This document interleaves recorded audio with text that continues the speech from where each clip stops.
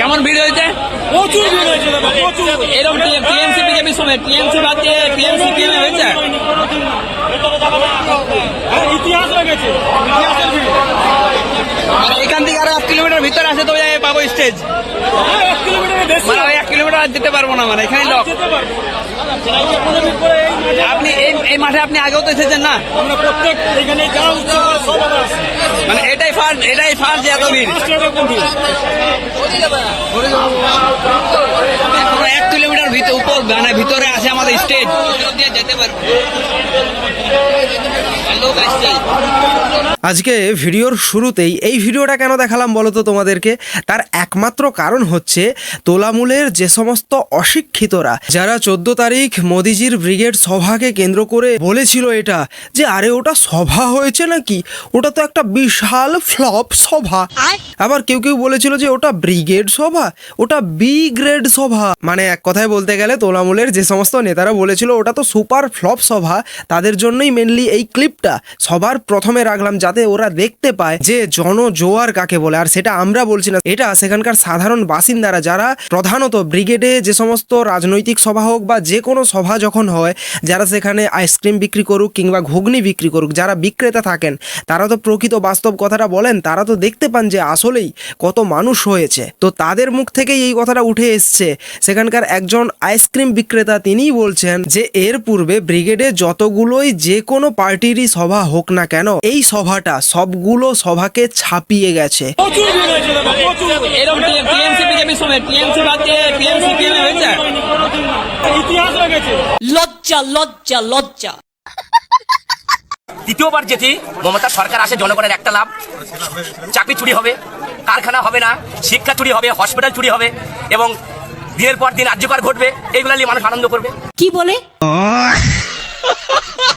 BJP না আসে তাহলে? বিজেপি না আসলে আমাদের একদম মরণ, একদম মরণ, একদম মরণ। এত বড় কথা বলছে? হ্যাঁ, আমাদের এই যে হিন্দু সমাজ যদি এবার যদি না জিততে পারে তাহলে এদের বাঁচতে দেবে না, দেবে না। মানে এরা যা অত্যাচার করছে, আমাদের দিদি ব্যাপক অত্যাচার করছে, ব্যাপক অত্যাচার। এদের থেকে নিস্তার চাই। সীমা সংখ্যা নেই, এর থেকে আমরা নিস্তার চাই। ভাই তোলামূলের অশিক্ষিতদের কথা একদম বাদ দাও, কারণ ব্রিগেডের সভা দেখে এবং এবারের ভোটের প্রস্তুতি দেখে পিসিমনির নিজেরই হাল বেহাল হয়ে যাচ্ছে। তিনি বুঝেই গেছেন যে মে মাসে তিনি আর 14 তলাতে পৌঁছতে পারছেন না। আমার মনে হয় এখন না ওই ডান বাম এসব ভাবলে চলবে না। আদার ভোট ফর টিএমসি আর no vote for TMC, motion একটাই হওয়া উচিত। আপনারা দুর্নীতির পক্ষে? শিক্ষাকে কি বাংলার পিছিয়ে নিয়ে যেতে চান, না শিক্ষা আবার আগের মতো মহিমায় ফিরে আসুক? 8 কোটি টাকার লোন কি বাংলা চাই? বাংলা সাংস্কৃতিক দিক থেকে প্রতিটা জায়গা থেকে প্রত্যেকটা সফল বাঙালি এখন পরিযায়ী শ্রমিক। সুতরাং যারা পরিবর্তন আনতে পারবে, আমি সবাইকে অনুরোধ করব দল মত নির্বিশেষে আপনারা তৃণমূলের এগেনস্টে ভোট দিন। একদম। এতদিন ধরে আমরাও বারংবার যে কথাটা বলে আসছি যে এই বাংলায় যদি আপনি পরিবর্তন চান তাহলে কিন্তু বর্তমান সময়ে ভোটে বিজেপিকে অপছন্দ হলেও বিজেপিকেই পছন্দ করতে হবে, কারণ আদারওয়াইজ কোনো অপশান নেই। যদি আপনি সিপিএমে ভোটটা দেন তাহলে সে ভোটটা বৃথা যাবে, তাতে তৃণমূলেরই পুনরায় সুযোগ হবে জিতে আসার। কিংবা অন্যান্য যে কোনো পার্টি, নির্দল হোক বা যে কোনো পার্টিকেই আপনি ভোটটা দিন না কেন, টোটালটাই বৃথা যাবে আর তাতে করে তৃণমূলের পুনরায় সুযোগ হয়ে যাবে। সুতরাং ভোটটা একমাত্র বিজেপিকেই পদ্ম ফুলেই দিতে হবে। বিজেপির সমাবেশে বিশিষ্ট চিকিৎসক নারায়ণ বন্দ্যোপাধ্যায়, আজকে আপনি এই সমাবেশে?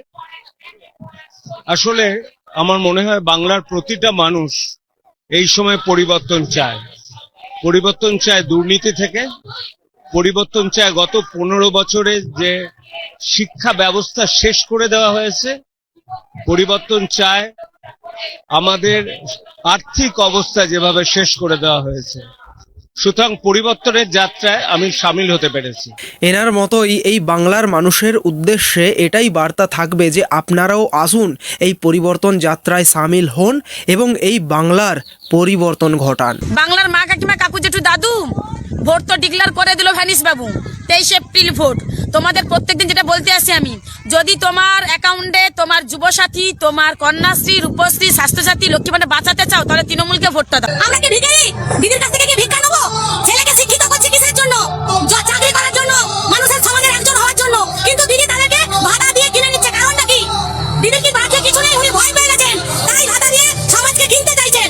আমরা আগামী ভবিষ্যৎ প্রজন্মের কথা ভেবে আমরা পাল্টানোর লক্ষ্যে আছি এবং পাল্টাবোই। লজ্জা করে না? হ্যাঁ, সে তো নিশ্চিত যে এই বাংলায় পরিবর্তন হচ্ছে, কিন্তু আমি শুধু এটা ভাবছি যে এদের কি হবে। দেবাংশু ভট্টাচার্য, অষ্টমী গিরি, এরা পার্টি করবে কিনা তাদের ব্যাপার, কিন্তু এরা তো আর সোশ্যাল মিডিয়াতে ভিডিও ছাড়া তো দূরের কথা, সোশ্যাল মিডিয়া ব্যবহার করতে পারবে কিনা সেটাই ভাবছি।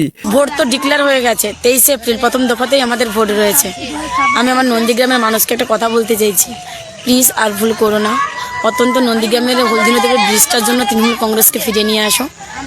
আমি কথা দিচ্ছি, সত্যি যদি তৃণমূল কংগ্রেসকে জিতিয়ে তোমরা নিয়ে আসো এখানে, আর সেই এমএলএ যেখানে ব্রিজ যদি না করে, আমি নেক্সট বিধানসভাতে আমি কোনো রাজনৈতিক দলের ভোট চাইবো না বা রাজনীতি করবো না। আমি কথা দিচ্ছি, একটাবার বিশ্বাস করো আমাকে, প্লিজ তৃণমূলকে ফিরিয়ে নিয়ে আসো। প্লিজ অষ্টমীকে বিশ্বাস করো। ভাই, বাংলার মানুষ তোদের প্রধান নেত্রীকে বিশ্বাস করে না এখন, আর তোদেরকে বিশ্বাস করবে? না ভাই, আমি শুধু এটাই ভাবছি যে আজকাল টিএমসির এরকমও অবস্থা হয়ে গেছে, এতটাই করুণ অবস্থা যে অষ্টমী গিরিকে বিশ্বাস করে টিএমসিকে ভোট দিতে হবে। একটাবার বিশ্বাস করো আমাকে। লজ্জা লজ্জা লজ্জা।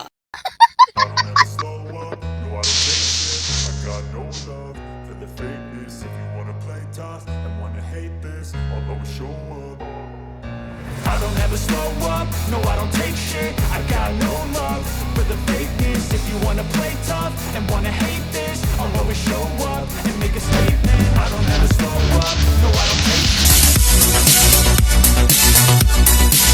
এই ভিডিওটা সোশ্যাল মিডিয়াতে দেখলাম, বেশ ভাইরালও হয়েছে। এই মালটাকে সবাই চিনে রাখো, সেভ করে রাখো, কারণ এটাকে টাইট দেওয়া প্রয়োজন রয়েছে। এই বাংলায় যে কেউ সভা করতে পারে, সেটা শাসক দল হতে পারে, সেটা বিরোধী দল হতে পারে, যে কেউ হতে পারে। আর বাইরের থেকে কেউ এসে তো সভা করছে না রে ভাই, আমাদের দেশের প্রধানমন্ত্রীর সভা। যেরকম মমতা ব্যানার্জি আমাদের রাজ্যের মুখ্যমন্ত্রী, ঠিক অপরদিকে দেখতে গেলে নরেন্দ্র মোদী, তিনি হচ্ছেন আমাদের দেশের প্রধানমন্ত্রী, আর তার পোস্টার, তার সভার পোস্টার এইভাবে ছিঁড়ছিস। নির্বাচন কমিশনকে দিয়ে 26-এর ভোট করানোর পরিপূর্ণ চক্রান্ত করছে বিজেপি সরকার। না ভাই, আমি এটা বুঝি না যে এই আদ্দামড়াগুলোর ব্রেইন, মস্তিষ্ক কোথায় থাকে? আদৌ কি মাথায় থাকে? মাথায় থাকে বলে তো মনে হয় না। যদি থাকে তাহলে এই ধরনের কথাবার্তা বলে কি করে? বলছে বিজেপি নির্বাচন কমিশনকে দিয়ে ভোট করাচ্ছে।